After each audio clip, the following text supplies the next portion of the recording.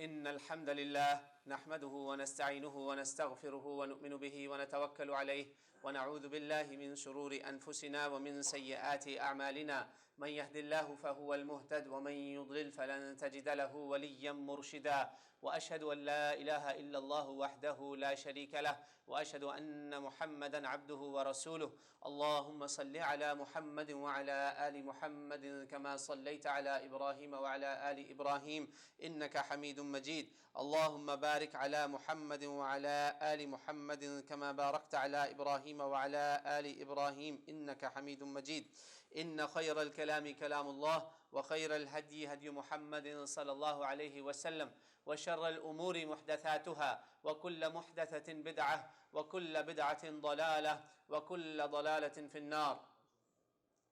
قال الله تعالى في القرآن الكريم يا أيها الذين آمنوا اتقوا الله حق تقاته ولا تموتن إلا وأنتم مسلمون. My brothers and sisters in Islam, Alhamdulillah, Allah subhanahu wa ta'ala blessed us with a beautiful month, the month of taqwa, the month of piety, the month of mercy, the month of forgiveness, the month of goodness, the month of khair, the month of birr, the month of charity, the month of sadaqat, the month of zakat. Alhamdulillah, Alhamdulillah Rabbil Alameen. And Alhamdulillah alladhi bi ni'matihi tatimmu salihat. Alhamdulillah, we praise Allah subhanahu wa ta'ala. Thank Almighty Allah subhanahu wa ta'ala that we were able to complete this month and all the salihat, all the good deeds that Allah subhanahu wa ta'ala obligated upon us. Alhamdulillah, we completed most of us. Those who didn't, my brothers and sisters, for them and all of us, everyone, we must seek Allah's protection now especially, that before shayateen were chained, if it was harder for us to worship Allah subhanahu wa ta'ala during Ramadan, to stay away from haram during Ramadan, then think about it now when the devils are not chained like they were promised to be chained during the month of Ramadan. That's why, my brothers and sisters, in every action we must seek Allah's protection from shaitan now. In something as good as reciting the book of Allah, Al-Quran Al-Kareem, think about it. Something as good as reciting the book of Allah, Al-Quran Al-Kareem, we do not start Quran Al-Kareem without saying A'udhu Billahi Minash Shaitanir Rajim. And now he is unchained. He's not chained because he asked Allah for this. He asked Allah for a respite till the day of judgment. So Ramadan was only an exceptional time. The rule is that he will be there till the last moment you die. Till the moment you die. That's why Imam Ahmad ibn Hanbal rahimahullah, when he was going through Sakaratul Maut, his son narrates this, I believe Abdullah, one of the righteous sons of Imam rahimahullah, Abdullah ibn Hanbal, he says, my father, I thought he passed away. So I said, Inna lillahi, when his eyes were shut, I said, Inna lillahi wa inna ilayhi raji'un, because Imam was sick during his Sakaratul Maut, stupors of death, the agonies, the last moments. So my brothers, subhanallah, when he said, Inna lillahi wa inna ilayhi raji'un, Imam said, not yet. So Abdullah asked his father that, what happened? He thought dad was scared of dying, so he says, not yet, I'm not dead yet.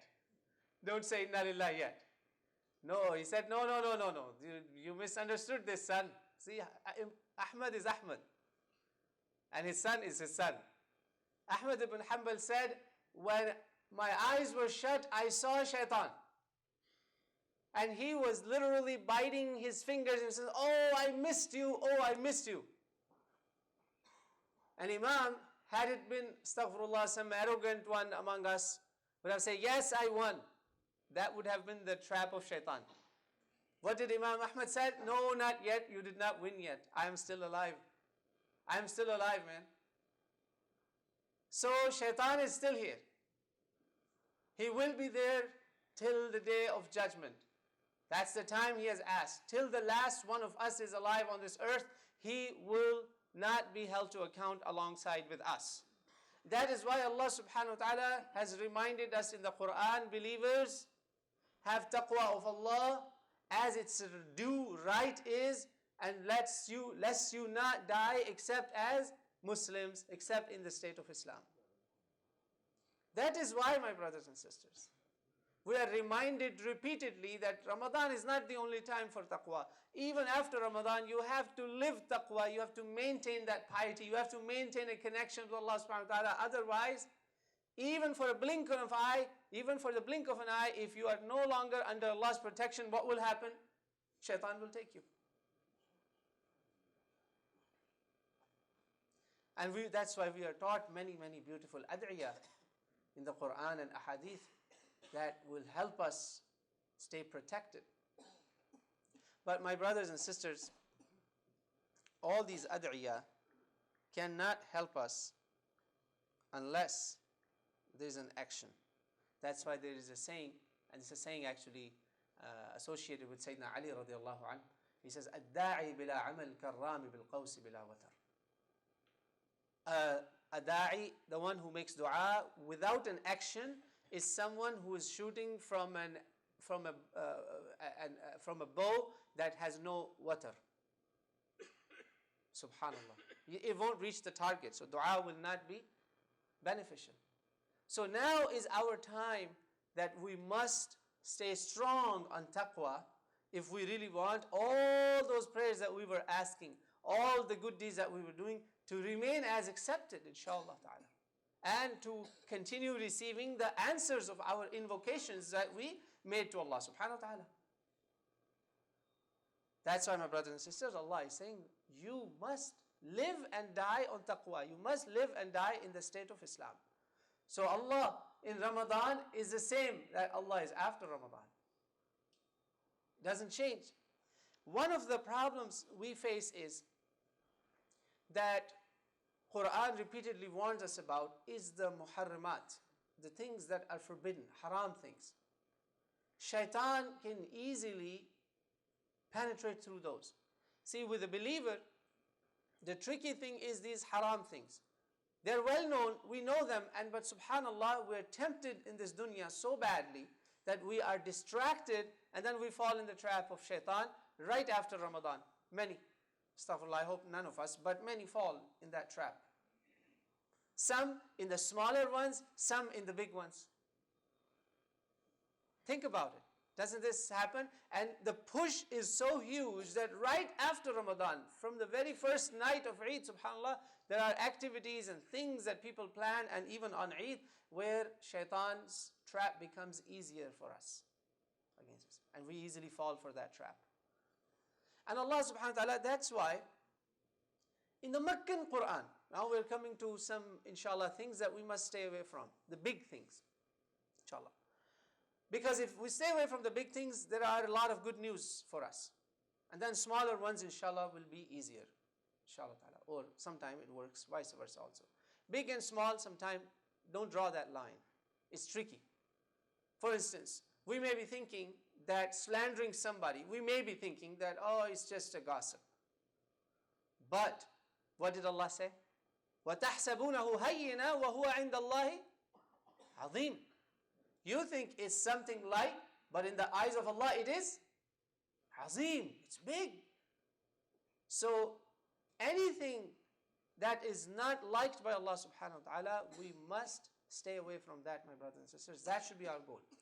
Now, as a guideline, inshallah, in today's khutbah, briefly, I'm going to highlight what Allah subhanahu wa ta'ala has called us upon as early as the Meccan Quran.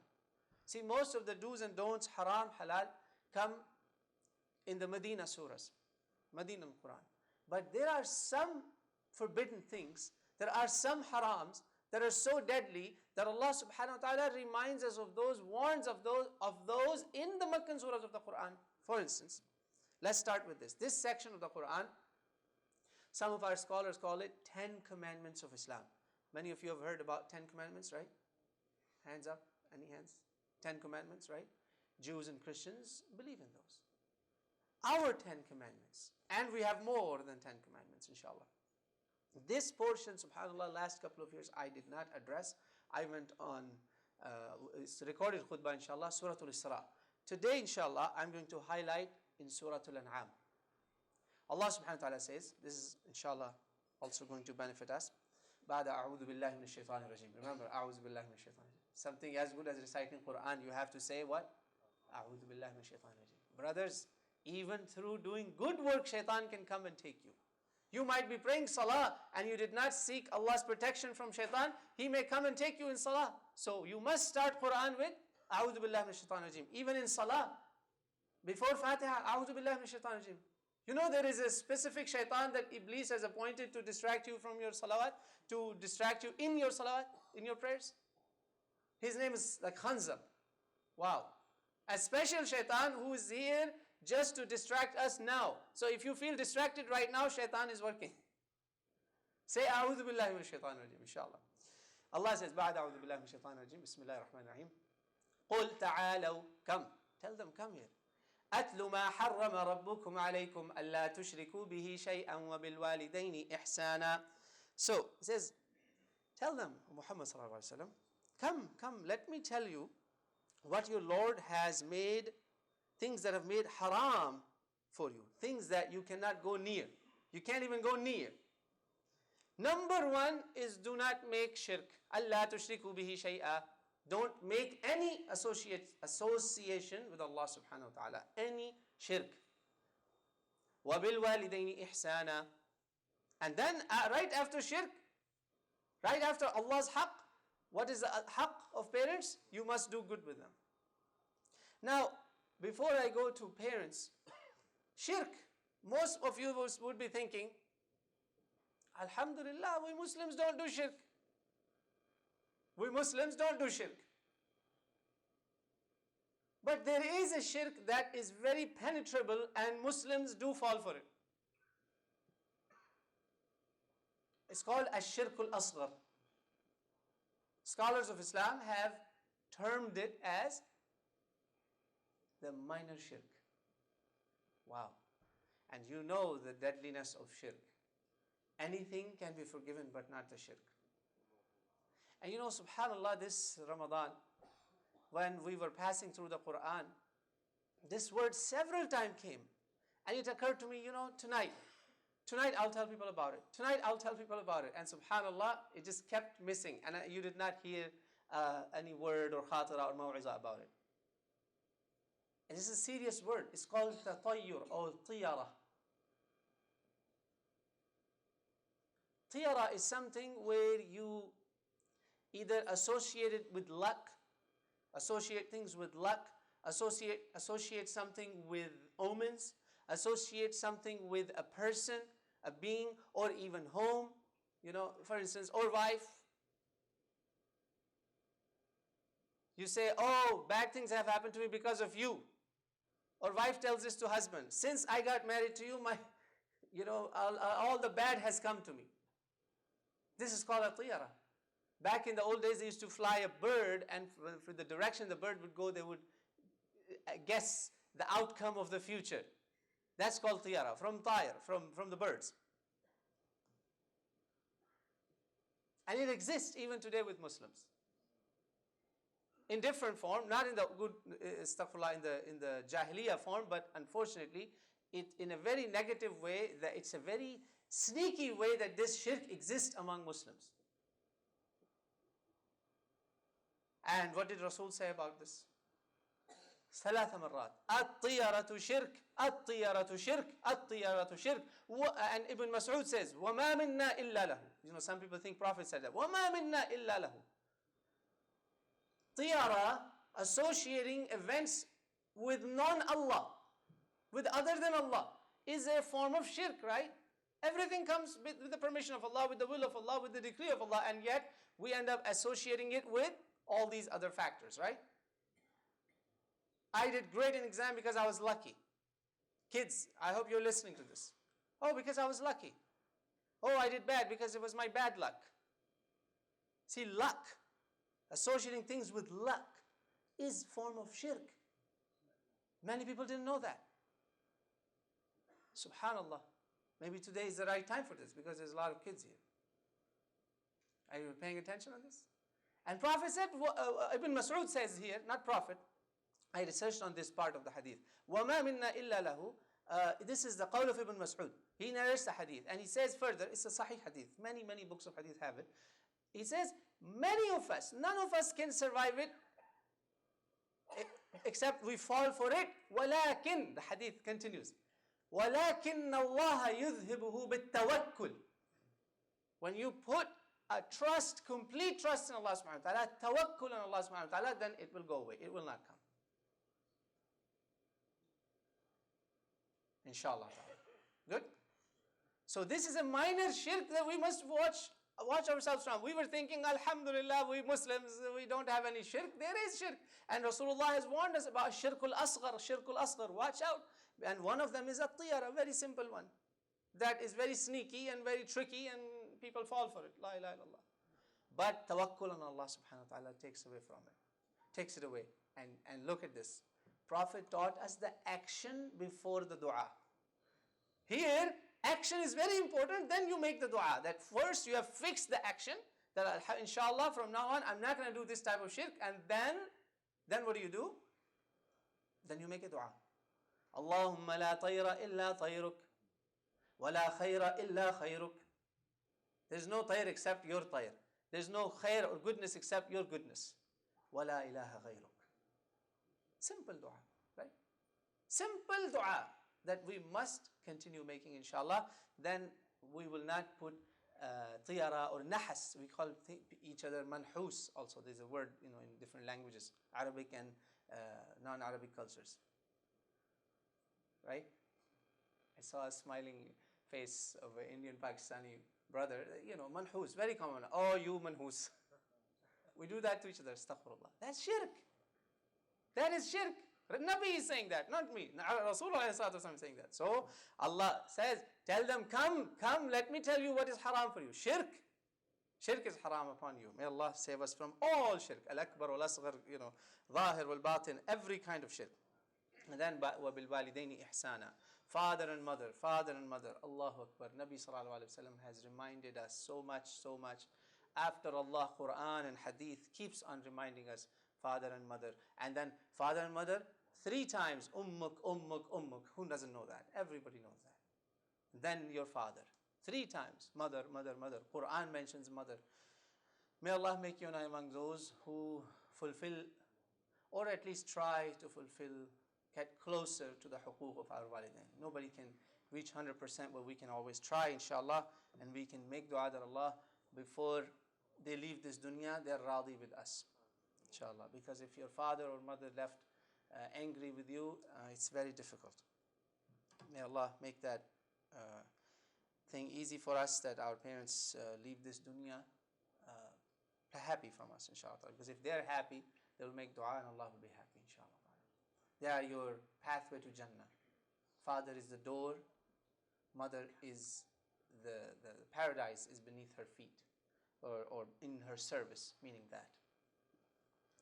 Then he says, same ayah, one ayah, same ayah. وَلَا تَقْتُلُوا أَوْلَادَكُم مِّنْ إِمْلَاقٍ. Don't kill your children from the fear of poverty. This is also something Muslims need to watch out. If you're preventing from having children because of money, because of financial reasons, then you don't trust Allah subhanahu wa ta'ala. Remember the concept of tawakkul? Then you don't trust Allah that He's the Razzaq. You are trusting your means. And I'll share with you a quick one. A friend of mine, we used to work together. He had a daughter for 4 or 5 years. He didn't have any other child. So I asked him, he said, I can't have another child because I can't afford it. So several of us, we were, friends gathering, friends influence. You see, that's why you should have good friends around you, inshallah. Make sure your children have good company during the summer. If they're hanging around with so-called Muslims or Tom, Dick, and Harry's, then be prepared for bad outcome. Be careful. So it's summertime, it's plan it well. So, brothers, this brother, we say, come on, trust Allah subhanahu wa ta'ala, man. You're simply saying because I can't afford, and you have a job. Think about it. Subhanallah, he made niyyah. He didn't even have the new baby yet. He just made the niyyah. Right away, Allah subhanahu wa ta'ala blessed him with a job. It was so good You know how they say in America, too good to be true. We asked him, we joked on him. We said, brother, are you sure this is a halal job? You're not selling some kind of haram stuff in this? You sure this is the job you got? Allahu Akbar. Just when he made the niyyah. Because Allah is saying that, don't kill your children from the fear of poverty. Don't prevent them also. This also implies that. It's implied in it. Because we give rizq to you and to them. And another place in Surah Al-Isra, we give rizq to them and to you. Both ways is covered. And then, this is after Ramadan, we must watch out on this. وَلَا تَقْرَبُوا الْفَوَاحِشَ. Allahu Akbar. Allah subhanahu wa ta'ala did not even say, وَلَا تَفْعَلُوا الْفَوَاحِشَ. وَلَا تَقْرَبُوا الْفَوَاحِشَ مَا ظَهَرَ مِنْهَا وَمَا بَطَنَ. He did not say, don't do fahash things. You know, fahash things, the sins that involve sexuality, nudity, and haram stuff. You know, illicit things, lewd behavior. Don't even come close to it. Allah is saying, don't even come close to it. He did not say, don't do it. Because what happens when you come close to it, you will fall in it. This is the problem. This is where shaitan's pull is the most deadly. Especially shabab, young people, and the ones who are elderly. People who have crossed their 40s and 50s. If they commit zina or any fahisha, there is no Jannah for them. They should forget Jannah. Rasulullah said that. That's why the penalty in an Islamic state is huge. A married person who has wife, who has children, he is now older and he commits adultery, he is to be penalized with death. There is death penalty in the court of law. Of course, in the court of law of Allah, not a man's law. Man's law changes here and there, there's flip-flops. This is the same law that is there from the time of Musa alayhi salam. And there's no Jannah for him. Even if he escapes this dunya's punishment, so what? He will not smell paradise. May Allah save us from this. So young and old, everybody must watch this. And then he says, وَلَا تَقْتُلُوا النَّفْسَ الَّتِي حَرَّمَ اللَّهُ إِلَّا بِالْحَقِّ ذَلِكُمْ وَصَّاكُمْ بِهِ لَعَلَّكُمْ تَتَّقُونَ. Don't kill any soul, any human being, unless it is the due process, unless it is the due matter. And you and I don't have the right to take this in our hands. Who are we to decide that I am going to kill this or that person or justify that? We have to be very sensitive about this matter. And this is where a lot of ghulu in this ummah you can see. Muslims killing Muslims and justifying it right and left like it's no problem. May Allah save us from that. It's very dangerous fitna also. Qatl of a human being can take us very far from Jannah. Because Allah subhanahu wa ta'ala says, if it happens to be a believer, oh wow. Quran says, وَمَنْ يَقْتُلْ مُؤْمِنًا مُتَعَمِّدًا فَجَزَاؤُهُ جَهَنَّمُ خَالِدًا فِيهَا وَغَضِبَ اللَّهُ عَلَيْهِ وَلَعَنَهُ وَأَعَدَّ لَهُ عَذَابًا عَظِيمًا. 4 huge punishments. May Allah save us from that. What is that? Hellfire for eternity, wrath of Allah, la'na, and the 5th, all of this combined, or 4th, that it's huge adhab, huge torment. May Allah save us from that. And any Muslim, Allah says, Rasulullah said, لَزَوَالُ الدُّنْيَا أَهْوَنُ عِنْدَ اللَّهِ مِنْ قَتْلِ رَجُلٍ مُسْلِمٍ. Imam al-Nasai and Abu Dawud and the Muhaddithin has brought this Sahih Hadith. The destruction of the whole world and what's in it, imagine, is lighter to Allah subhanahu wa ta'ala than the murder of a Muslim believer. And of any human being, Quran says it is as if you've killed the whole humanity. May Allah save us from that. Allah says, I admonish you with this so that you have some aql. You will be people of intellect if you stay away from these things. Your aql, your intellect will remain in focus, inshallah ta'ala. May Allah help us on that. 152, Surah Al-An'am. Then Allah subhanahu wa ta'ala says, before I go to 152, brothers, in this verse, did you notice that murder is the last of the things? And fawahish, wickedness, this nudity and illicit haram behavior is even above murder. In the Quran, other places also, zina is kept before murder. You see how serious that is? And you see how serious the punishment of murder is? Think about this kind of behavior, which is so sneaky that it has entered in Muslims' homes. You know, one of our teachers back home was saying that back in the good old days, if someone came in front of your home and they danced and they sang and this did this, people say, get out, go away from here. This is a very pious neighborhood, righteous neighborhood. Don't do all this here. Don't do it here. He says, now we turn on the TV and all those baghiya women, the women that people would not even want to associate with, they are in your homes. So please watch out what you're watching on your TV sets. May Allah help us. And it's worse than murder. Allah has put it before murder. 152, Allah says, don't come near the property of an orphan unless it is for a good purpose, and you will deliver it back until he reaches the puberty, or maturity. And then he says, وَأَوْفُوا الْكَيْلَ وَلَا تَقْرَبُوا مَالَ الْيَتِيمِ إِلَّا بِالَّتِي هِيَ أَحْسَنُ حَتَّى يَبْلُغَ أَشُدَّهُ وَأَوْفُوا الْكَيْلَ وَالْمِيزَانَ بِالْقِسْطِ. He says that do justice in measurement in all matters, basically be just and fair. And then Allah subhanahu wa ta'ala says, we do not put لا نكلف نفسا إلا وسعها, we do not put a burden on a soul more than what it can bear. وَإِذَا قُلْتُمْ فَعْدِلُوا, when you speak in justice, in fairness, even if it is against your own relatives, against your own loved ones. وَبِعَهْدِ اللَّهِ أَوْفُوا, and then fulfill the promise that you have committed with Allah subhanahu wa ta'ala. Fulfill this is all commitments with Allah subhanahu wa ta'ala that we have already had. When we said La ilaha illallah, it is embedded in it. Just like many of you who got married, when you said I accept, you have accepted everything. Everything that comes in the responsibility package. And Allah says, ذَلِكُمْ وَصَّاكُمْ بِهِ لَعَلَّكُمْ تَذَكَّرُونَ. You are being reminded on this so that you may remember, you may know what you've been asked for, what you've been expected of. أقول قولي هذا وأستغفر الله لي ولكم فاستغفروه إنه هو الغفور الرحيم. إن الحمد لله والصلاة والسلام على رسول الله أما بعد. Brothers and sisters, after you heard these reminders, Allah subhanahu wa ta'ala says that once you have ward off all these harams, you have made sure that you don't do the don'ts in here, you stay away from those and do those that Allah has commanded. See, there are do's and don'ts in these two ayat. Only two ayat of the Quran. If you just do that, what did Allah say after that?